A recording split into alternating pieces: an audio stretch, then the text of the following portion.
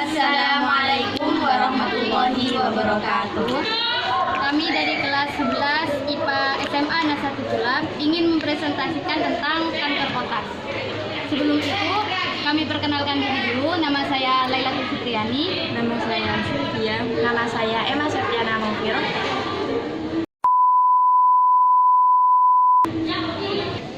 Jadi di sini saya akan menjelaskan tentang pengertian kanker otak. Apa sih otak itu? Otak adalah sebuah organ yang sangat penting dan kompleks. Organ ini berfungsi untuk mengendalikan semua fungsi tubuh, mulai dari fungsi gerak, fungsi metabolisme, sampai pikiran dan perasaan. Jika sel-sel abnormal tumbuh di otak, fungsi-fungsi tubuh tidak dapat mengalami gangguan.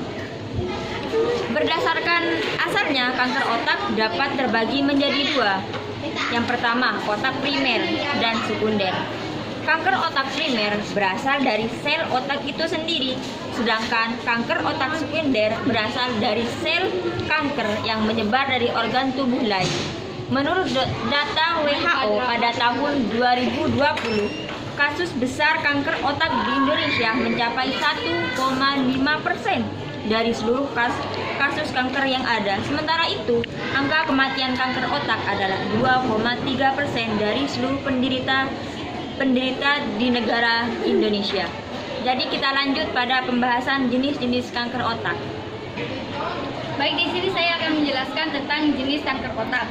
Pertumbuhan sel-sel abnormal atau tumor di otak dapat bersifat jinak atau malah ganas.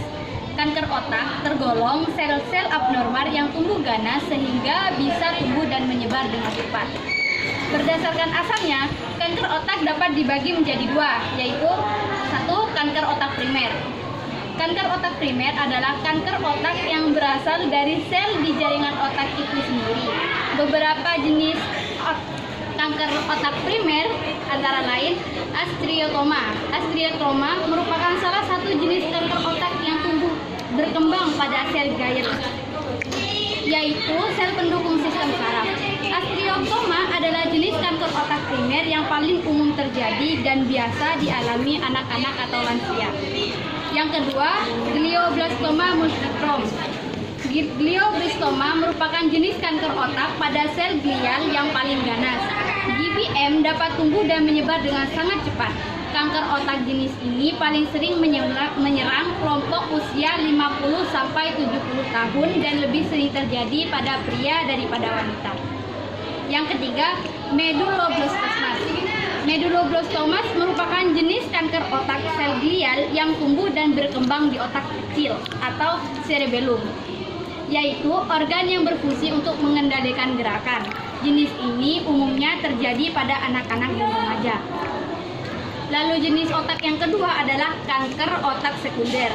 Berbeda dengan kanker otak primer, kanker otak sekunder ini berasal dari sel kanker yang menyebar atau metastatis dari organ tubuh lain. Jenis kanker yang paling sering menyebar ke otak adalah kanker paru-paru, kanker payudara, kanker kulit, kanker usus besar, kanker ginjal, kanker tiroid, dan sebagainya. Baik, kita selesaikan ke penyebab dan gejala kanker otak. Baik, saya akan lanjut membahas tentang penyebab dan gejala kanker otak. Kanker otak terjadi ketika sel-sel di otak tumbuh secara tidak normal. Penyebabnya belum diketahui secara pasti, tetapi ada sejumlah faktor yang dapat meningkatkan risiko seseorang terserang kanker otak. Misalnya paparan radiasi di kepala, riwayat kanker otak pada keluarga, dan kelainan genetik. Gejala kanker otak dapat berkembang secara bertahap dan memburuk seiring berjalannya waktu. Gejala yang dialami juga sangat bervariasi, mulai dari sakit kepala hingga halusinasi dan perubahan kepribadian. Gejala di atas bisa muncul akibat peningkatan tekanan di dalam kepala atau kerusakan di bagian otak tempat kanker tumbuh. Cara mengobati dan mencegah kanker otak. Kanker otak dapat diatasi dengan beberapa metode yang jenisnya disesuaikan dengan kondisi kesehatan pasien, serta lokasi, ukuran, dan jenis tumor. Metode pengobatan yang bisa dilakukan antara lain adalah operasi, kemoterapi, radioterapi, terapi target.